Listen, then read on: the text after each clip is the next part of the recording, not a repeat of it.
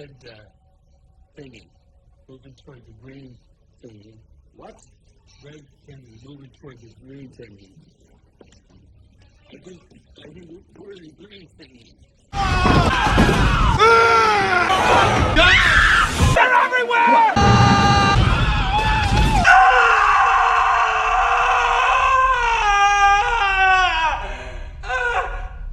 Anybody else?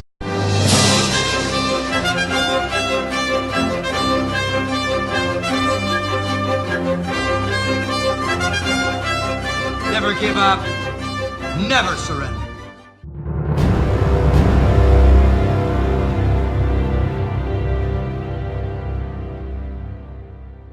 Hey everybody, this is Matt, and with us we have Steve Westphal, who is the director of Noms. The first time in front of the camera here. Steve, how you doing?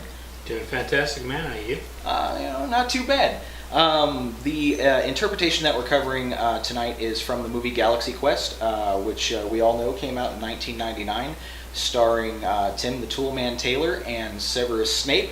It's kind of a hot ticket. I admittedly only recently saw this movie myself. For various reasons, I just never got around to it, and Jen, as we all know, from Noms, my wife, had me watch it, and I liked it as it was kind of fandom gone awry. Steve, what did you think about it? Well, I thought it was fantastic. I thought it was an interesting role for Tim Allen.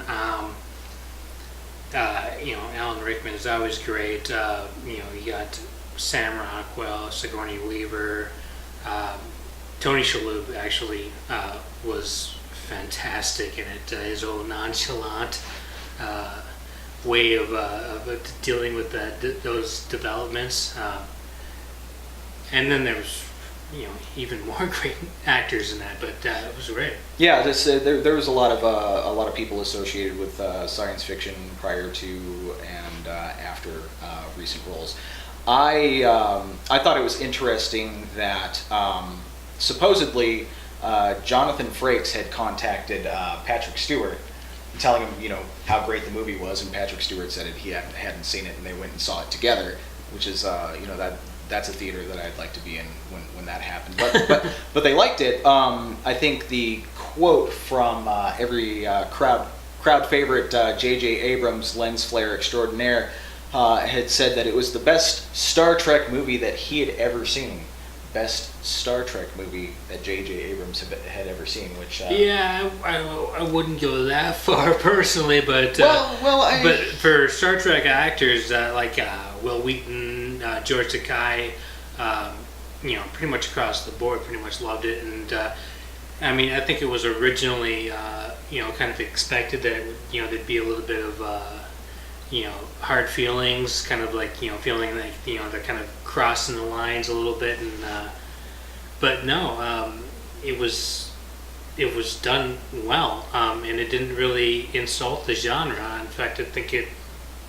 Cinematography was good, and circling back around to J.J. Abrams, honestly, he probably thought that it was an actual Star Trek movie, so...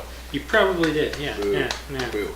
So tonight, Jen is going to be showing you her take on one of the dishes that's mentioned in that movie. So I'm going to take my friend Lamar here, and we'll show you what she's up to. Thanks for joining us, Steve. Glad to be here, Matt. Yes, sir. So what I have here are the makings of a Monte Cristo sandwich. Traditionally, a Monte Cristo is a sandwich which has been battered and deep fried and then dipped into a preserve of some sort. I, being who I am, like to avoid unnecessary steps, make things more simplified. So what we're going to do is actually use something that already has preserves in it. We're going to use a toaster pastry. Now, we've tested a few different ones. We've tried the strawberry and blueberry, and we believe that the blueberry has a better flavor. Strawberry is definitely something that's more prevalent in grocery stores. You can find strawberry much more easier, but nonetheless, this is bread with jelly in it. So we're going to use that as our bread. We also have ham, Gouda, and turkey. Of course, if you don't like Gouda, you can use Swiss or Gruyere. Gruyere is more traditional. It comes from France, Bonjour. and that's what they actually use more often. Any kind of deli sliced meats is fine. And we have a spicy Dijon mustard and butter. And what we're going to do is go ahead and put that in a panini press, and then we're going to have our Monte Cristo.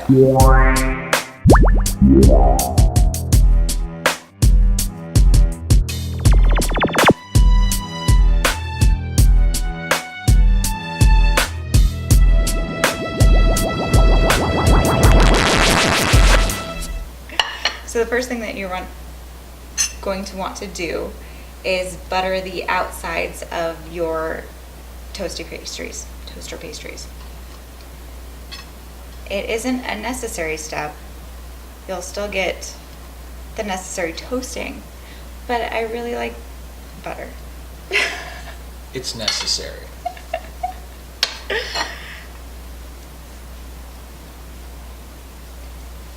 So, according to Galaxy Quest, this is the food of adventurers. Why do you think they said that? I honestly, I don't know. Maybe it's the gluten or the carbs. I don't know.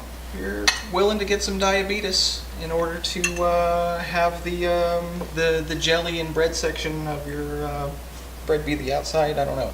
Beats me. I don't know. I don't know from science. I'm not a scientist. So once you have the outsides buttered, go ahead and start on the inside. We're going to use Dijon. I usually only do the top portion of it. You're welcome to do both sides. I don't. Just saying. It's excessive. You don't want to go overboard. This And isn't then- France. Then you're gonna layer your cheese and then ham and then turkey. What I like to do to get a full coverage of cheese is to go ahead and put it in halves first, layer it like so, and then put one more half on top. That way you get full coverage of your cheese right there. And then your ham. I do about 2 slices of the ham and the turkey, alternating like so.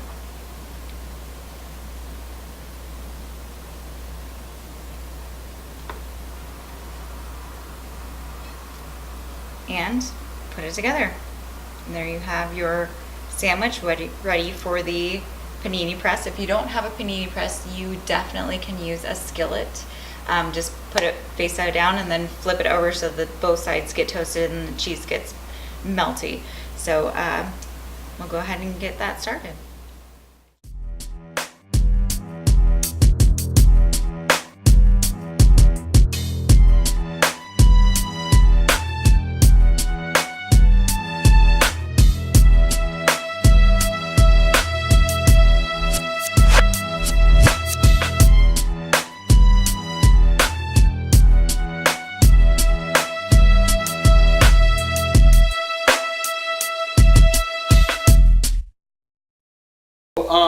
My understanding is that shortly after the movie came out, because it was kind of a play on fandom for Star Trek, that William Frakes had contacted Patrick Stewart and said that we have to go see it together, and apparently... Cut. William Frakes. What'd I say? Ah, damn it! William Riker!